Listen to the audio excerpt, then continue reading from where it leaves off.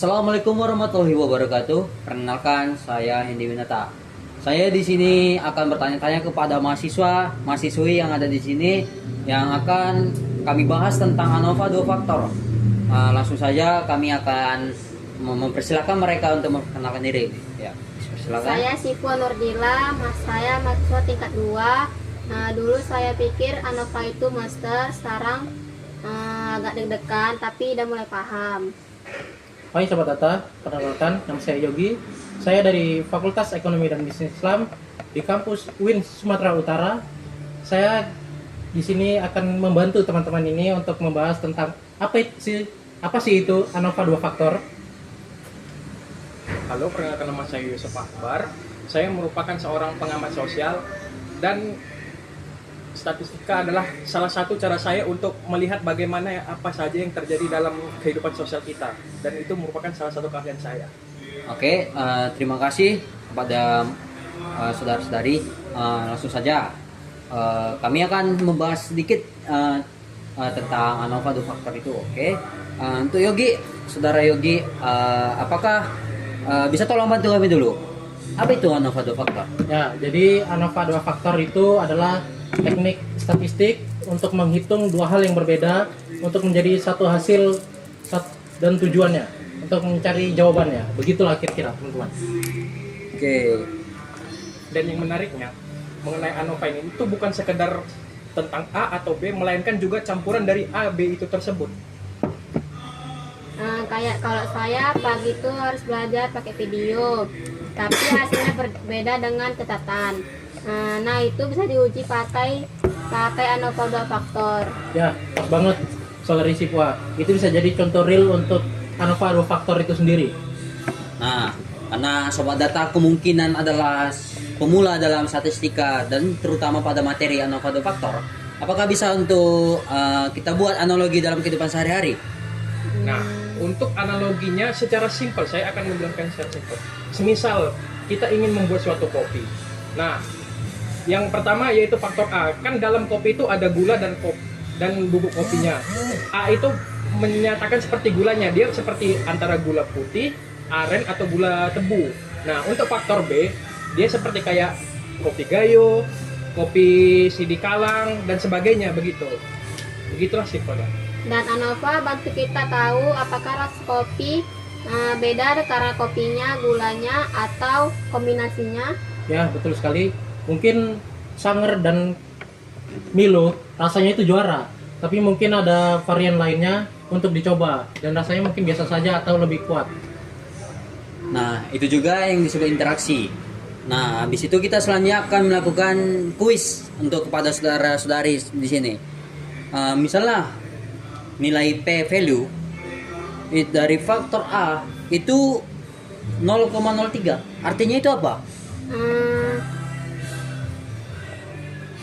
Artinya pengaruh signifikan karena di bawah 0,03. Tepat sekali. Mungkin itu artinya faktor A berpengaruh terhadap hasil. Oke, terima kasih. Setelah kita melakukan kuis, mungkin terlalu capek ya kan, jadi kita rehat lah. Silakan dulu minum-minum. Minum dulu kita. Terima kasih. Nah, ngomong karena kita di sini kan, gimana pas statistika itu apa susah atau mudah untuk saudara Yogi? Kalau saya sih sebenarnya statistika bisa kita bawa santai saja. Kalau saya sih sering saya analogikan sebagai apa sih makanan yang enak untuk hari ini, apa kedepannya yang cocok dicampur dengan makanan ini. Sobat tahu lah kenapa saya jadi seperti ini. Saya hobi makan seperti itu. Oke, terima kasih. Untuk saudari kita yang di sebelah kiri ini yang hanya satu-satunya bisa kasih tahu karena kan masih tingkat 2 ya kan. Jadi bisalah dijelasin apa statistik itu susah atau mudah gitu. Kalau saya belajar itu harus pakai warna-warni. Saya bahkan gambar grafiknya kayak komik. Oke, langsung setelah selesai saya berbincang-bincang, saya paham bahwa statistika itu nggak ribet, kita mudah. Tapi kalau kita pakai otak kita, kadang mahasiswa zaman sekarang itu mau mudahnya saja. Oke, lanjut saja kita ke materi. Mungkin agak melenceng ini sedikit ya. Lanjut saja, Yusuf, saudara Yusuf. Ini kapan ANOVA 2 faktor sebaiknya itu dipakai? Kalau ingin menghitung dari ANOVA 2 faktor itu ada lumayan banyak cara. Kalau untuk secara simpelnya seperti ini. Bagaimana metode pembelajaran dengan waktu belajar dan yang dihasilkan dalam nilai dia setelah melakukan itu. Dan untuk yang kedua itu efek iklan pada suatu harga terhadap minat seorang pembeli banyak begitu. Apa? Kau.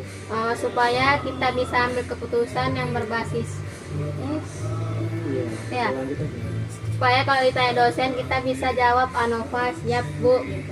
Ya, tapi jangan lupa syaratnya. ANOVA 2 faktor, dia harus memiliki data yang jelas dan normal, memiliki varians yang seragam, dan jangan lupa terakhir, ANOVA 2 faktor juga harus memiliki beberapa sampel yang jelas untuk diteliti dan dicari hasilnya. Sebelum kita tutup, ada langkah ada satu kalimat ringkas dari saudara dan saudari yang ada di sini tentang ANOVA 2 faktor dan statistika itu. Nah, dipersilakan tuh saudara Yusuf. Saya itu lebih sering pakai data-data faktual, yang dimana saya itu biasanya mendapatkan data-data tersebut itu entah dari suatu website, YouTube, TikTok, ataupun sebagainya.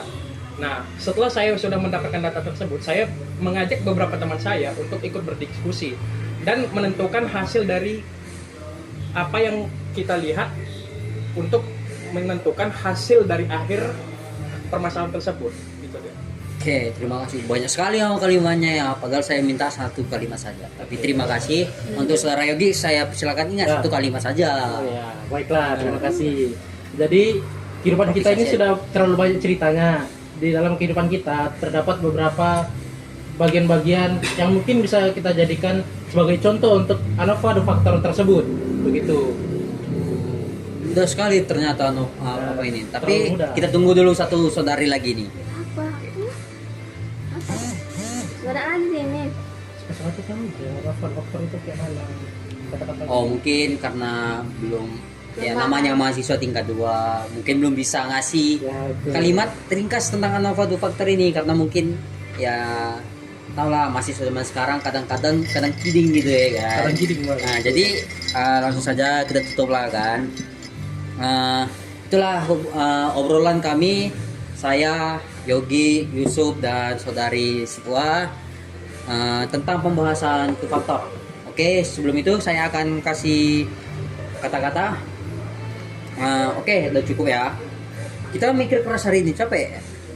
Jangan lupa kalau kamu merasa hidupmu dipengaruhi banyak faktor. Mungkin itu waktunya kamu uji pakai ANOVA juga ya. Setiap angka punya cerita, setiap data punya makna. Dan hari ini kita udah belajar cara membacanya lewat ANOVA 2 faktor dari yang kami pembahasan ini. Terima kasih sudah menyimak sampai akhir. Statistik nggak harus ribet. Wassalamualaikum warahmatullahi wabarakatuh. Bye bye. Bye.